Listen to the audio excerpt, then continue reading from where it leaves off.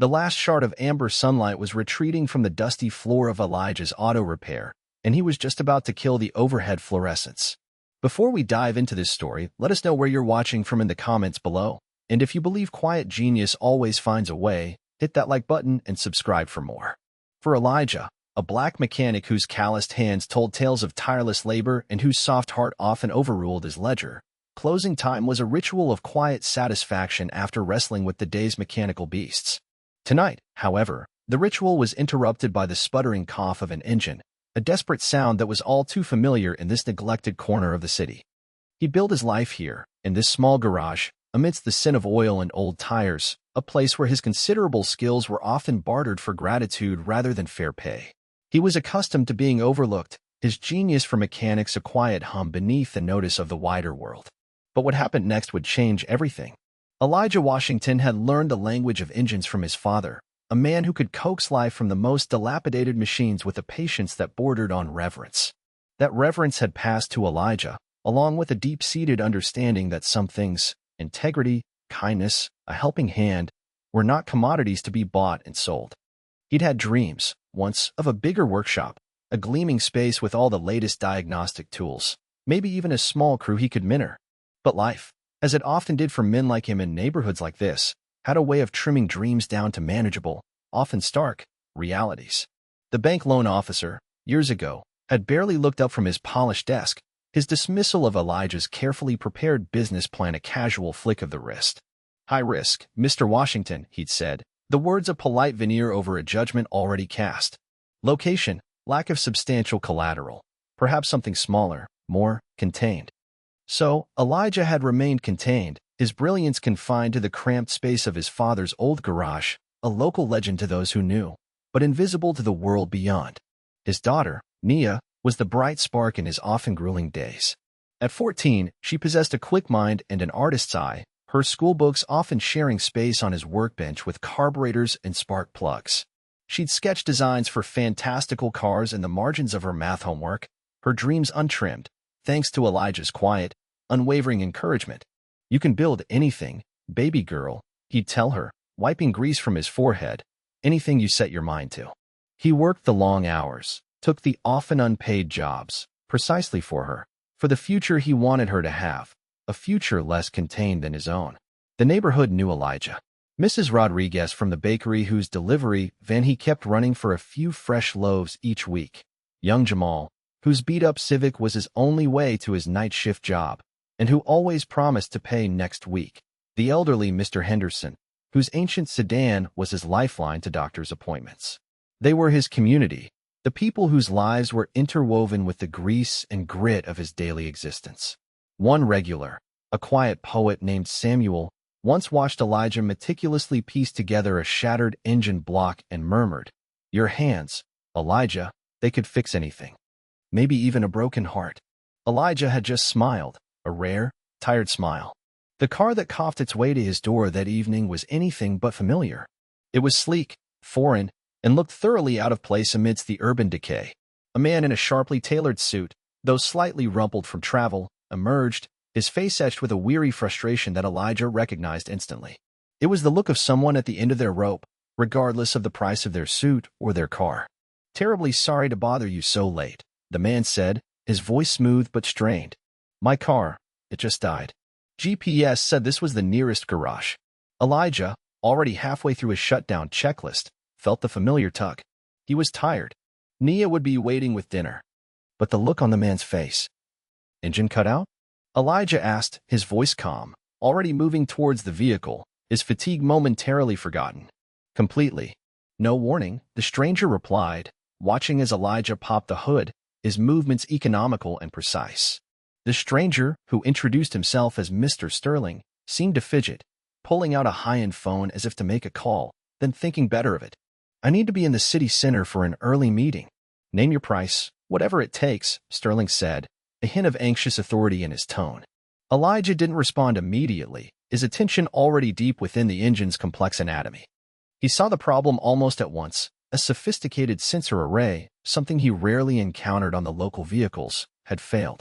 It wasn't a simple fix for most, but for Elijah, it was a familiar language, just a different dialect. He had a workaround, a bypass he devised years ago for a similar, though less advanced, system.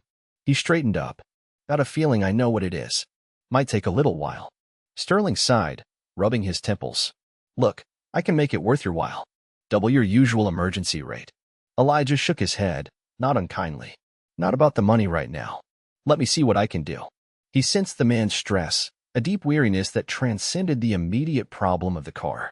It was a look he'd seen on the faces of his neighbors often enough. He worked with a quiet intensity, his calloused fingers surprisingly nimble as they navigated the intricate wiring. Sterling watched, initially impatient, then slowly, with a growing sense of curiosity, and finally, with something akin to respect. There was a mastery in Elijah's movements, a profound understanding that was almost artistic. Within the hour, the engine purred back to life, smooth and strong. Sterling let out a breath he seemed to have been holding for hours. Incredible.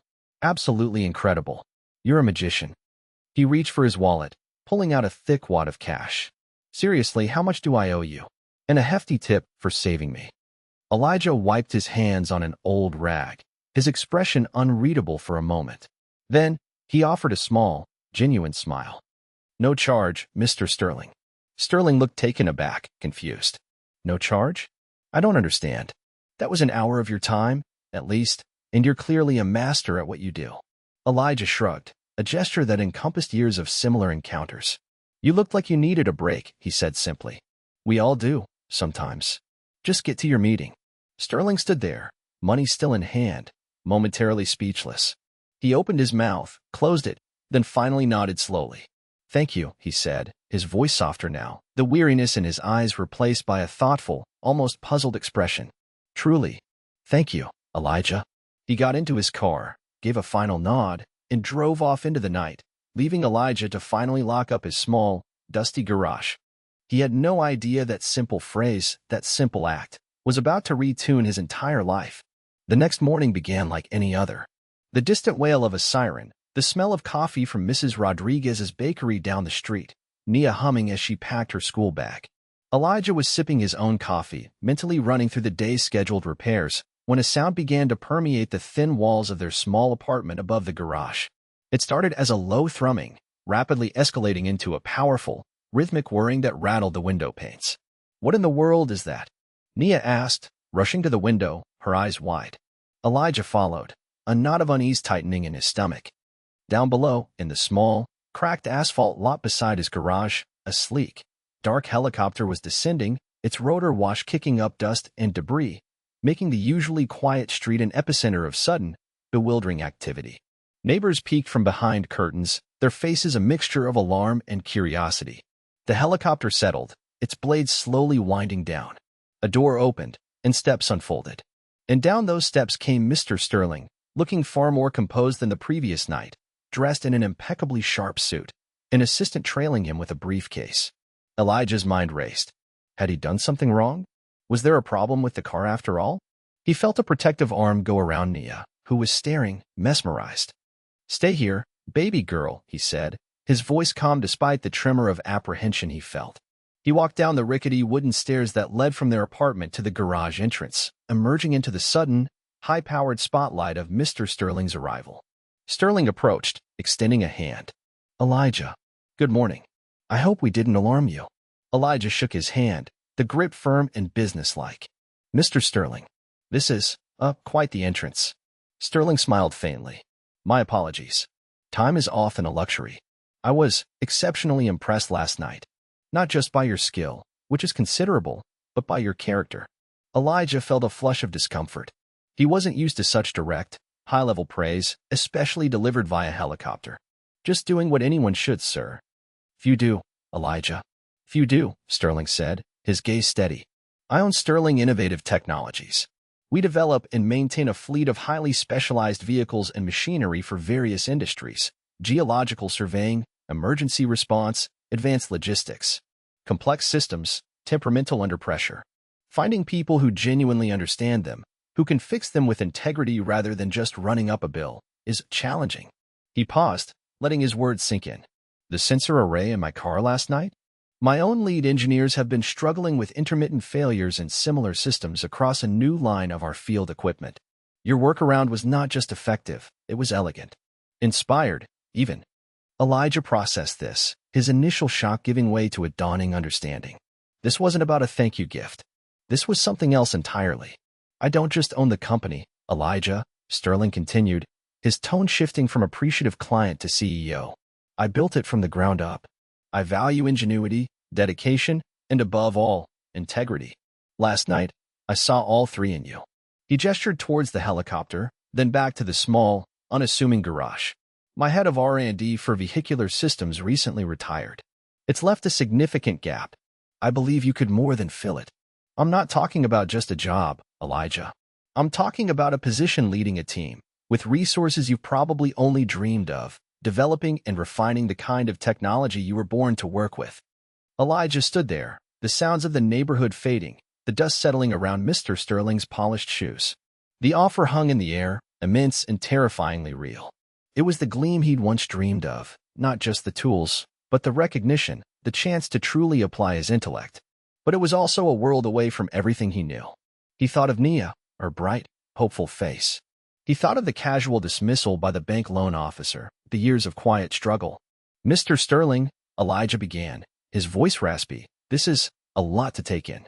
I understand, Sterling said. This isn't a snap decision. I've had my assistant draw up a preliminary proposal. It outlines the scope of the role, the remuneration, which I assure you is substantial, and the resources at your disposal. We have a state-of-the-art facility just outside the city. He nodded to his assistant, who handed Elijah a thick, embossed folder. My main facility, the one where this department is based, is about an hour's drive from here. Or, we can discuss relocation assistance, excellent schools for your daughter. We want to make this work, Elijah, if you're the man I believe you are. The weight of the folder in Elijah's hands felt symbolic. It was heavy with possibility, with a future he hadn't dared to imagine in decades. But it also felt like a departure, a step away from the life, the community he knew so well. Nia had crept down the stairs and was now standing at the garage doorway, listening, her eyes wide with a mixture of awe and trepidation. Sterling noticed her and offered a kind smile. And this must be your daughter. Elijah, your work last night didn't just impress me with its skill, but the reason you gave for your generosity, that spoke volumes about the kind of man you are. That's the kind of character I want at the heart of my company. Elijah looked at Nia, then back at Sterling. The initial shock was wearing off, replaced by a whirlwind of questions and a flicker of something he hadn't felt in a long time. Ambition rekindled. I'll need some time to think about this, Mr. Sterling, to discuss it with my daughter. Of course, Sterling replied, his demeanor understanding yet retaining a core of business focus. Take the weekend. My assistant, Ms. Albright, will be your point of contact. Her details are in the folder. She can arrange a visit to the facility for you and your daughter, if you wish. See what you'd be working with. Meet some of the team. He paused. Elijah, I encounter a lot of people who are good at what they do. I encounter far fewer who are good, period. I'm betting on both with you.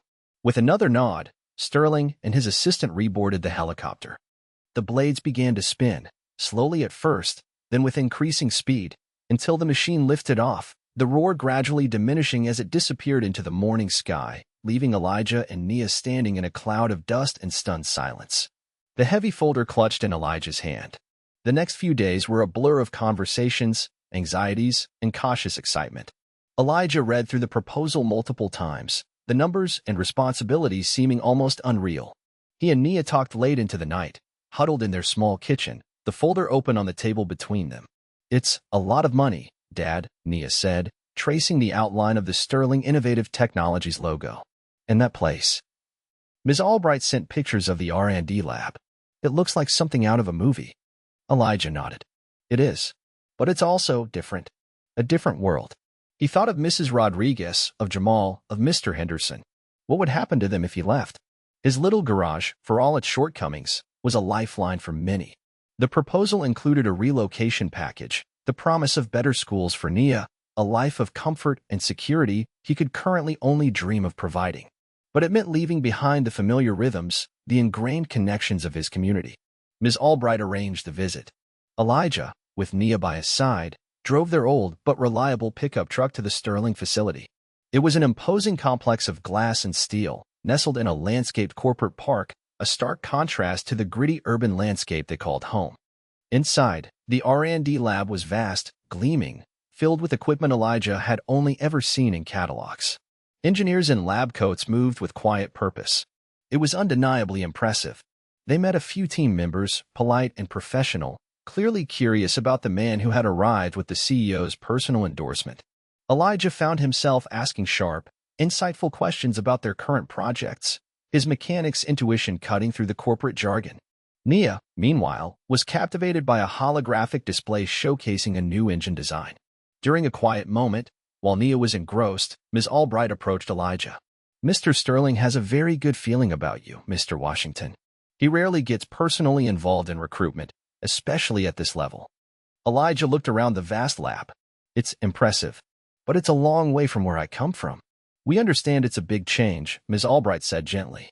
"But talent like yours deserves the right environment to flourish. And Mr. Sterling believes your character is as important as your skill. He mentioned what you said about him needing a break. That resonated deeply.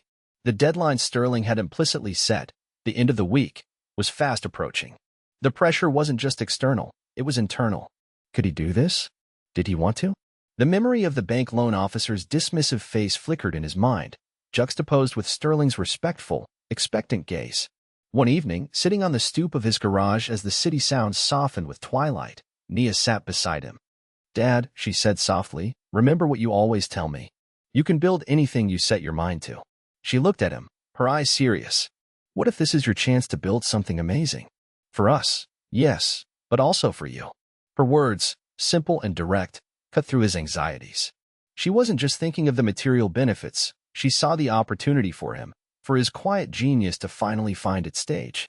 He thought of his father, who had taught him that true worth wasn't measured in dollars, but in the integrity of one's work and the kindness in one's heart. This offer, remarkably, seemed to value both. The following Monday morning, Elijah didn't wait for Ms. Albright to call. He dialed her number, his hand surprisingly steady. "Ms. Albright, it's Elijah Washington. I'd like to arrange a meeting with Mr. Sterling. I've made my decision." The meeting was set for that afternoon in Mr. Sterling's expansive office on the top floor of the company headquarters.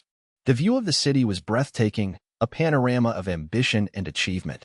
Sterling greeted him warmly, motioning him to a comfortable chair. "Elijah, good to see you."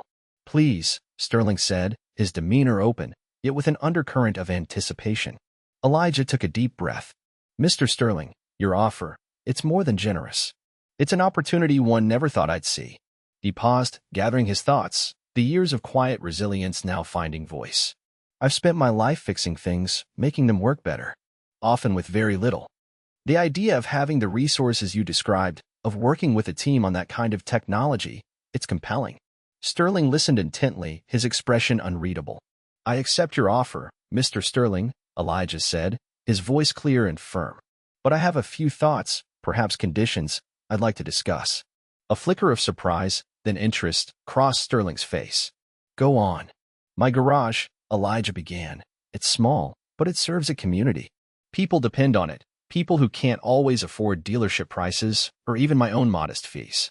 I can't just abandon that. I was thinking, perhaps it could become a training annex? A place where we could mentor young mechanics from the neighborhood, give them skills, a pathway. Your company could sponsor it. It would be a way to give back, to find talent in unexpected places, just like you found me." He also spoke of Nia, his desire to ensure her transition was smooth, that she had support in a new school environment. He spoke not as a supplicant, but as a man who knew his own worth, and the worth of his commitments. Sterling leaned back in his chair, a slow smile spreading across his face. "Elijah," he said, his voice filled with genuine admiration, "every condition you've just proposed tells me I've made the right decision. Perhaps an even better one than I initially thought." He stood up, extending his hand. "Yes, we can absolutely make the old garage a community training center. It's an excellent idea. It aligns perfectly with our new initiative for corporate social responsibility. And of course, we'll ensure Nia has the best educational support we can offer." Elijah gripped Sterling's hand, a sense of profound, quiet triumph washing over him. It wasn't just about the job or the money. It was about being seen, being valued, not just for his skills, but for the entirety of who he was, his integrity, his loyalty to his roots. His quiet genius had not only found a way, It had helped illuminate a path for others. The handshake was firm, a seal on a future that had, just days ago, been unimaginable. The moral victory was palpable. He hadn't just gained an opportunity, he had done so on terms that affirmed his deepest values. In the immediate aftermath, a wave of relief, so profound it almost buckled his knees, washed over Elijah. He called Nia first, his voice thick with emotion. He said yes, baby girl. He said yes to all of it. He could hear her joyful cheer on the other end of the line, a sound brighter than any workshop lamp. Mr. Sterling, true to his word, immediately set things in motion. He mentioned that Elijah's idea for the training annex was already being discussed as a potential pilot for a broader company program to foster vocational talent in underserved communities, a small, systemic shift born from one man's integrity. A few days later, Elijah was given a formal tour of his new department, not as a visitor, but as its head. He was handed a set of keys, an access card, and a contract that felt both weighty and liberating. He stood for a moment in the pristine, expansive workshop that was now his domain, the scent of new machinery and possibility replacing the familiar oil and age of his old garage. His calloused hands, which had known only the grit and grime of old engines, picked up a sleek, new diagnostic tool. They were the same hands, but the context had irrevocably changed. The future felt earned, a horizon brimming with challenges he was eager to meet. He looked out the large window, and though his old neighborhood was miles away, he felt its presence, a grounding force. Nia was already poring over brochures for schools near their new, modest but comfortable, company-provided house, her excitement a tangible energy. Elijah watched her, a quiet, genuine smile gracing his lips, the kind of smile that reached deep into his eyes. He was ready. Thanks for watching till the end. If you enjoyed the story, give this video a like if you haven't already, and subscribe for more.